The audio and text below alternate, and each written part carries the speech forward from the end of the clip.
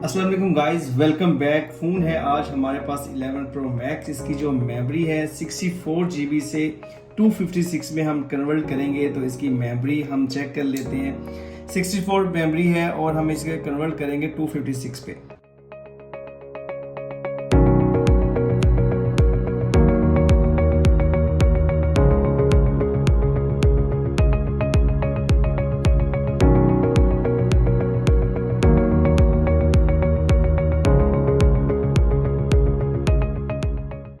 तो गाइस इसकी memory replace हो चुकी है। तो मैं आपको इन्फो में जाके चेक करवा सकता हूँ कि ये 256 GB में कन्वर्ट हो चुका है। आईफोन 6 से लेके 14 प्रो मैक्स तक आईफोन की मेमोरी आप अपडेट करना चाहते हैं तो आप